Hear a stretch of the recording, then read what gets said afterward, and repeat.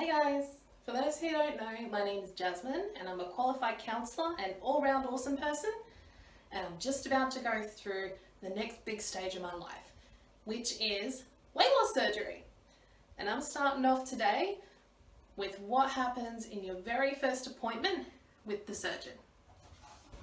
So when I walked in to the surgeon's clinic, first thing that happened was they took down all my details, all my Medicare numbers, my private health insurance numbers, all that sort of stuff. And then they gave me some light reading.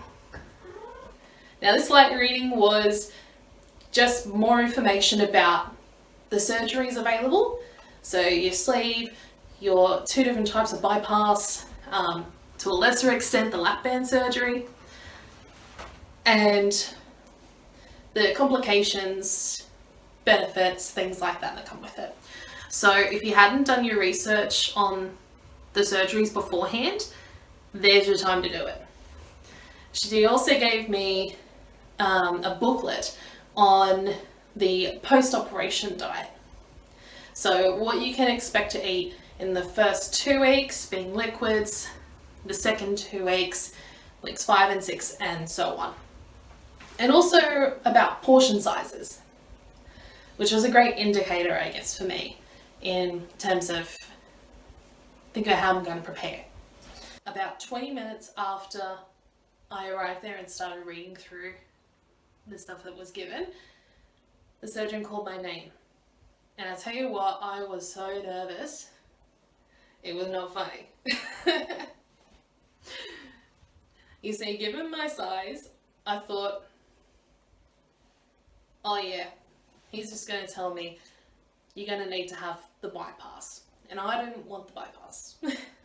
So I'm like, okay, don't tell me only bypass, don't tell me only bypass, don't tell me only bypass. I guess the way to calm myself down with all that is to breathe as I stood up. So I'm like,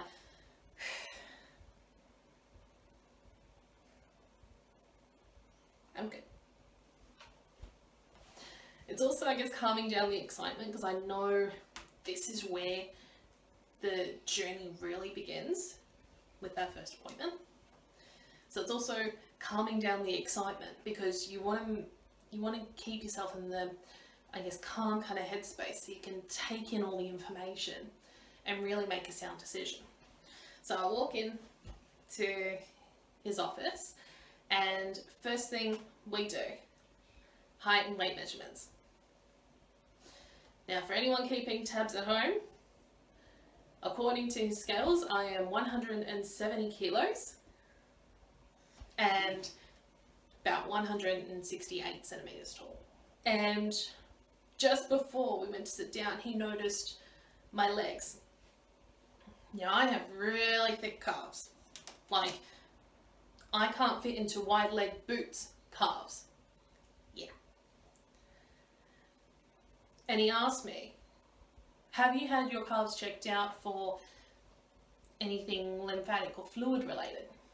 And I said, well, I was meant to see a specialist about it at the hospital, but that's not until March next year. So he checked out my calves. Straight away, he's like, okay, it's not fluid, it is excess fat. And I don't know, I guess that took a weight off my shoulders because it means that I don't have to go through another lot of treatments for my calves to shrink them. So I'm like, phew. At that point, we sat down and went through my medical history.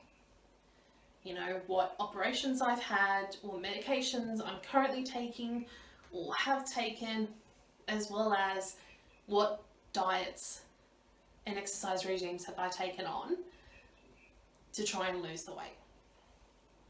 He asked if I had any current medical issues or anything like that, to which I said no. Any history of things like diabetes or obesity and stuff like that, I said, okay, well, there's obesity in my family. You've treated other members of my family too. but no diabetes that's been diagnosed. From there, he went through, I guess, the history of eating, if you want to put it that way. He went through the history of eating and overeating, which then led to the first bypass surgery in 1950. Side note, he was surprised I knew when the first bypass surgery was. So if you really want to impress your surgeon, do your research beforehand if you can.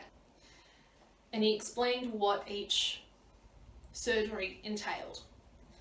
He explained how popular it was and how each surgery works, how they operate. And yeah, he even explained the two different bypasses, the traditional bypass and the omega bypass. But my surgeon said out of the two,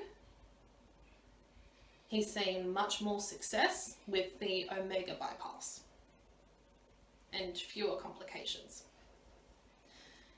So we went through all of this information, most of which I knew from the research anyway, but he's got to make you aware just in case. And then he goes to his recommendations. And here's where the heart's going boop, boop, boop, boop, boop, boop. And he suggested, because I don't have any medical history of things like diabetes or hypothyroidism, things like that, and given the fact that I don't have the stuff myself, that I could go either or. And I was so relieved that he gave me the choice in light of my lack of complications and things like that. So I said to him, given all the information that I researched and what you've given me, as well as what I know from other people going through the surgeries and what others have suggested as well, I would want to go for the sleeve. So here I am getting excited because it's all coming together. We've agreed on the surgery and now we got to get plans in order. He asked me what day I wanted it. If I had a day in mind, I said yes, I want it at the end of October. So that way I can have something by Christmas, and also it means that I can still have a feast on my birthday. And I think the most important to me was that I think, the least inconvenient for work. Because I knew I had to take about 2 weeks off. So we've got a day. Next he asks me, okay, which hospital do you want to go for? And I said, well, one of the hospitals that you operate at is really close, so I'd prefer that. But if on the week that I want it, you're only available at the hospital further away, then fine, I'll go there. So he checked his calendar. Turns out he's at the closer one. Phew. And I guess the next thing we talked about was how we're going to pay for it. And I said, look, I can't pay for it out of pocket. So I am using my private health insurance, but I'm also using money from my super. He's like, okay. Pulls out 2 forms for me. He says, okay, you need to fill out both of these forms. I'm going to fill out one of them, and your GP who referred you to me needs to fill out the other.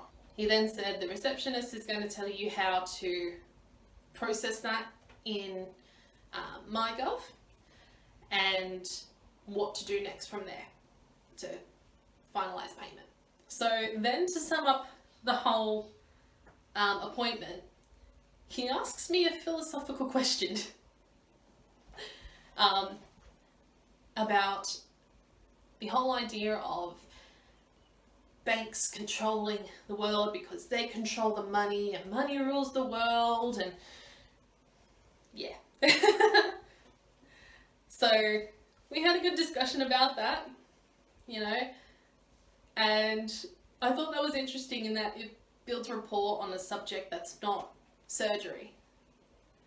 I mean, I think from that it made him a lot more approachable. So I don't know if anyone else's surgeons do that, but mine did, and I'm like, he's cool. So we finished up the appointment with the surgeon, and I go and see the receptionist.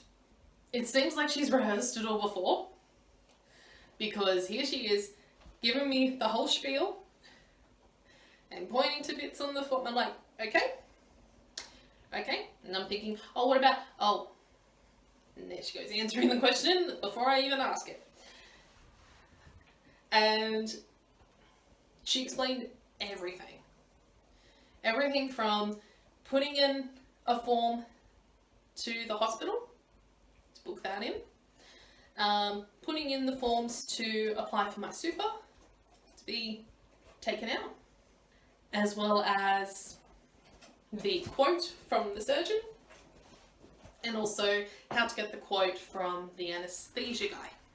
From there, we go ahead and book in the follow-up appointment post-surgery, which was roughly about a week to 2 weeks after the surgery itself. And she also booked me in to see the physician. Now, the physician takes in any blood tests you have to do before the surgery, and also, I guess, presents you with your pre-operation diet. I have to do just a standard blood test. I do have to fast for it because they're checking insulin as well. But I have heard in some cases that there are more extensive blood tests that some may have to take, possibly because of other complications, I don't know. But yes, some have to take more in terms of blood tests than others. And that was my first appointment with the surgeon. A lot of information was taken in, but with that, my plans are all set for my surgery day, and I'm ready to go. This has got me more excited, more eager. I am going to count down the days. And yeah, I'm just getting really pumped and hopeful that this surgery is the tool I need to finally lose the weight. If you're interested in finding out more about my journey, feel free to subscribe to the channel and click on the bell notification, because that tells you when my videos come out. Or if you want to watch some more videos, I'm sure they're down below in the recommended videos anyway. Until next time, don't forget, you are all awesome, in case no one's told you today. Bye!